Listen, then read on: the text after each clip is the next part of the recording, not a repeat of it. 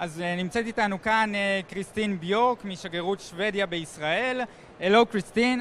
Hello. Nice to meet you. Do you enjoy the IMTM so far? Yeah, it's an amazing experience every year. I'm always shocked of the amount of people who come and how interested they are in the world. Israelis love to travel, it's clear. What do you want to achieve in the IMTM? So we want to remind Israelis that Sweden has the beautiful landscape. Personally, I think the best time to come to Sweden is in the summer. Israel is then 35 degrees, it's boiling. You're dying to get somewhere cool and breezy.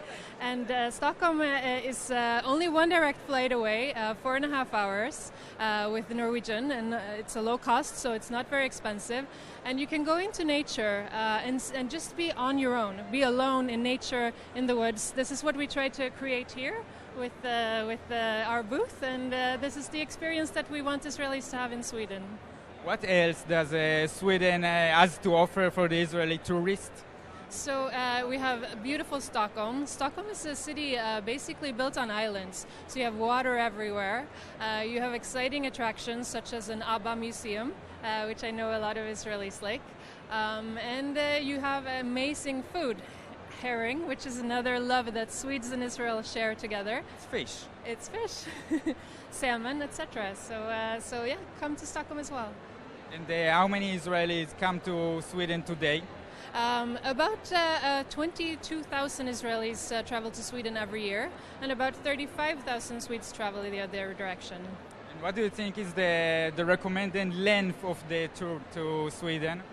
I think there's no maximum. Come for us as long as possible, but you can also do a short, long weekend. It's a nice long weekend, to be honest. 3 or 4 days, good break.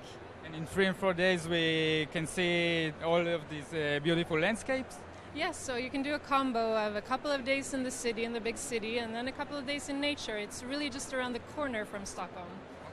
Now you mentioned ABBA, and you know Sweden is one of the popular countries in the Eurovision. Are you excited for the Eurovision in Tel Aviv? Very much so. It's actually quite special for Swedes because, as you may remember, when the Eurovision came last time to Jerusalem, it was a Swedish artist who won, Charlotte Perrelli, and she is actually returning this year for Israel Calling to perform her winning song. And how many Swedish tourists come to Israel? Do you know the information? Yeah, it's about 35,000 per year, so quite a few. What the Swedish people like in Israel?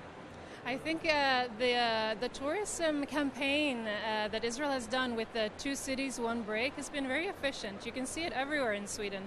And people are interested in that option, to come to Tel Aviv and experience the beach and the nightlife, and then to see the historic sites of Jerusalem. They also visit other places in Israel? Yes, actually, I think Eilat is making a little bit of a revival. It was a big destination in the 80s and 90s for Swedes. Then it took a break a little bit, and now it's, I think, back on the radar for Swedes. Cool. Now, if I come to Sweden, do I need to be an expert traveler to see all these landscapes? I think that's one of the beauties of going to Sweden. Everybody speaks English. It's very open toward foreigners. And actually, I've had even religious friends from Israel who come and look for kosher food, and even that is quite easy. There are a lot of kosher restaurants? There's only one, but the list at the supermarket of which foods you can buy is super long, and it makes it very easy. You don't need to bring basically anything. Where is it, in Stockholm? Yes, for instance in Stockholm, but the kosher restaurant is in Stockholm, yes. And what else can I see in Stockholm itself if I don't want to go to the nature?